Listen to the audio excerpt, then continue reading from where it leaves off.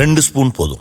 Line date syrup. இதுல iron, fibre, vitamins, நோய் எதிர்ப்பு சக்தி அதிகமா இருக்கு. Lion date syrup. இனிமே கண்ணை மூடிட்டு கடலை எண்ணெய் வாங்கலாம். ஏன்னா மந்த்ரா கடலை எண்ணெய் இதயத்தின் தயாரிப்பு. வறுக்க, பொரிக்க, ஏன் எல்லா சமையலுக்கும் மந்த்ரா தான். மந்த்ரா கடலை எண்ணெய், அபார ருசி, ஆரோக்கியமான உடல் நலம். அதிமுக பொதுச் செயலாளர் பழனிசாமி நேற்று அவசர பயணமாக டில்லி சென்றார். தொகுதி பங்கீடு, தேர்தல் வியூகம் தொடர்பாக மத்திய அமைச்சர் அமித்ஷாவுடன் பேச்சுவார்த்தை நடத்தினார். பின்னர் டில்லி ஏர்போர்ட்டில் செய்தியாளர்களிடம் பேசினார். 4 நாட்களில் தொகுதி பங்கீடு முடிந்துவிடும் என்றார். விஜய் கூட்டணி தொடர்பாக பேசுவதற்கே பழனிசாமி டெல்லி சென்றார் என்ற பேச்சு அடிபட்ட நிலையில் அதை மீண்டும் திட்டவட்டமாக மறுத்தார்.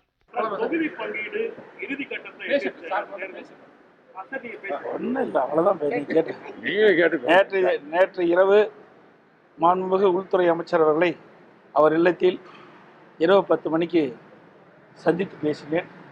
தமிழ்நாடு அரசியல் குறித்து அவரிடம் கலந்து ஆலோசித்தேன்.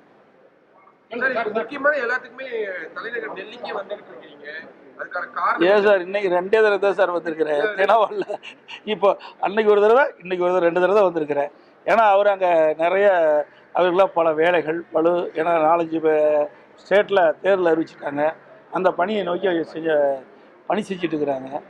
அதனால் நான் வந்து பார்த்துட்டு போகிறேன். ஏன்னா மறுபடியும் நாங்கள் தேர்தல் முடிவு வரைக்கும் பார்க்க முடியாது. அதனால் தொகுதி பங்கீடு சம்பந்தமான விஷயங்களை எல்லாம் வரும். இன்னும் ஒரு 4 நாட்கள் எல்லாம் இறுதி செஞ்சிடும். நாளை தினம் பீஸ் கோயிலூர் சென்னை வராங்க. வெற்றி வாய்ப்புங்கிறது எல்லாமே வெற்றி வாய்ப்பு தான். 234 தொகுதி வெற்றி வாய்ப்பு தான். அவர்கள் எது வெற்றி வாய்ப்பு இருக்குதோ அதுக்கு தகுந்த மாதிரி அமர்ந்து பேசி முடிவு செய்யும். கூட்டணியில வேற இன்னும் அதிகமான கட்சிகள் வருவதற்கு வாய்ப்பு இருக்கிறா? ஏற்கனவே அதாவது கட்சி கூட்டணியில வரும் அப்படின்ற ஒரு அப்படிலாம் கிடையாது. நான் தெளிவா சொல்லுவேன். நீங்க தான் பேசிட்டு இருக்கிறீங்களா ஒவ்வொரு முறையும். அவர்களும் கூட்டணி பேச்சுவார்த்தை இல்லைன்ட்டாங்க, நாங்களும் கூட்டணி பேச்சுவார்த்தை இல்லைன்ட்டோம். பொதுச் செயலாளர் அதிமுக பொதுச் செயலாளர் சொல்லிட்டாங்க, தவாக தலைவரும் சொல்லிட்டாரு. ஆனால் நீங்க விட மாட்டேங்கிறீங்களே. இல்லைங்க, பேச்சுவார்த்தையே நடக்கலையா, அப்புறம் எப்படி வரல போறீங்கிறது அந்த பேச்சுக்கே இடம் இல்லை. இல்ல முழுமையா நான் தான் சொல்லிட்டு இருந்தேன். இந்த கூட்டணிக்கு தலைமை அதிமுக.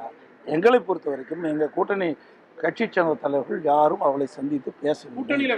அவர்களும் எங்களை சந்தித்து பேசவில்லை. இப்ப சட்டம் ஒழுங்கு சம்பந்தமான விஷயம் நிறைய போய்கிட்டு கூட்டணி தொடர்ச்சியா நிறைய பேர் வர போறாங்க.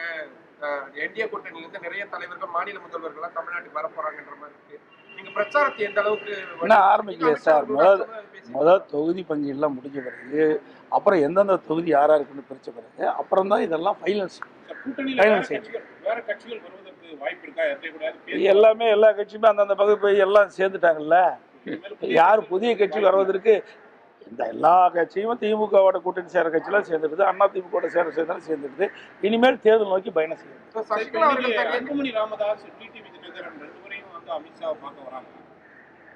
சார் அவரும் கலந்து பேசுறது தான். எப்படி இருக்குது தமிழ்நாட்டுடைய அரசியல் சூழ்நிலை எப்படி இருக்குதுன்னு கலந்து பேசுறது தான். இப்போ விஜயகாந்த் கட்சி கூட்டணியில வராதனால அவங்களுக்கு கொடுக்கப்பட்ட அந்த சீட்டை சார் அதாவது அதெல்லாம் எதுவுமே இல்லை சார். நம்முடைய கற்பனையான கேள்விகளை நாங்கள் பதில் சொல்ல முடியாது. ஏன்னா ஒரு 4 நாட்கள் நீங்க எல்லாம் தெரிஞ்சுங்க. 4 நாட்கள் எல்லாமே முடிஞ்சிடும், கவலைப்படாதீங்க. அந்த கூட்டணி திமுக தலைமையில் அமைக்கிற கூட்டம் மாதிரி கூட்டணியில எங்க கூட்டணி கிடையாது. சைலண்டா அழகா அற்புதமா நாங்க கூட்டணி பேச்சுவார்த்தை முடிவு பெற்று தொகுதி வெளியிடப்படும். எந்த சிக்கலும் கிடையாது சார். அப்படியெல்லாம் கிடையாது. நான் தான் ஏற்கனவே சொல்லிட்டேன், எங்களுக்குள்ள ஒருத்தருக்கு ஒருத்தர் விட்டு கொடுத்து யாருக்கு எந்தெந்த இடத்துல வெற்றி வாய்ப்பு இருக்குதோ அந்தந்த தொகுதியை அவர்கள் பெறுவதுதான் எங்களுடைய நோக்கம்.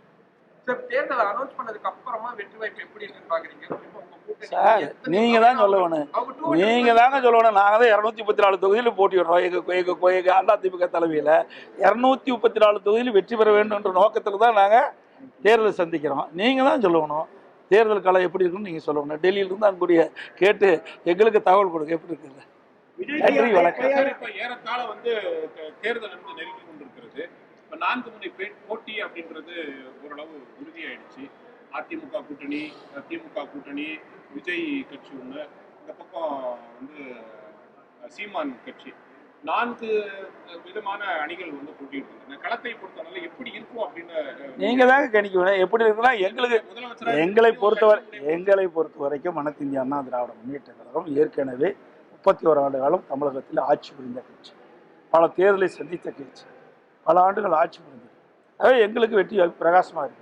உள்துறை அமைச்சர் அமித்ஷாவை சந்திக்கும் போது ஏதாவது அறிவுரை இந்த மாதிரி செயல்பட வேண்டும் வெற்றிக்காக அப்படின்னு ஏதாவது சொல்லியிருக்காங்க? கிடையாது. ஒரு ஜென்ரலா ஆலோசனை பண்ணுவாங்க. 2-3 நாட்களா மூத்த நிர்வாகிகள் மகளிர் பத்தி சில கருத்துக்களை தெரிவித்தது ஒரு சார், அதாவது கூட்டத்தில் இருக்கும்போது ஒரு தவறான வார்த்தை வரும்போது அதை தவறை உணர்ந்து அதற்கு மன்னிப்பு கோரிவிட்டார்.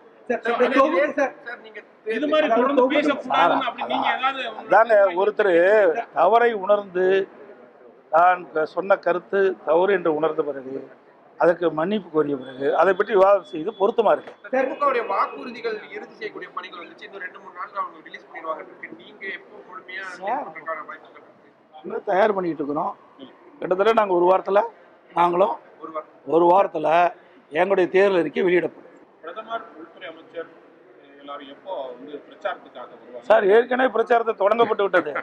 அண்ணா திமுக ஸ்பீடா போயிட்டு இருக்குது, எக்ஸ்பிரஸ் வேகத்தில் போயிட்டு இருக்குது. தேர்தல் வந்து பிரச்சாரம் ஏற்கனவே பாரத பிரதமர் 3 முறை தமிழ்நாட்டுக்கு வந்து மதுராந்தகம் 1, மதுரை 1, திருச்சி 1 ஆக 3 இடங்களில் பிரம்மாண்டமான தேர்தல் பிரச்சார கூட்டம் நடைபெற்று மேலும் தேர்தல் இப்போ அறிவிக்கப்பட்டிருக்குது.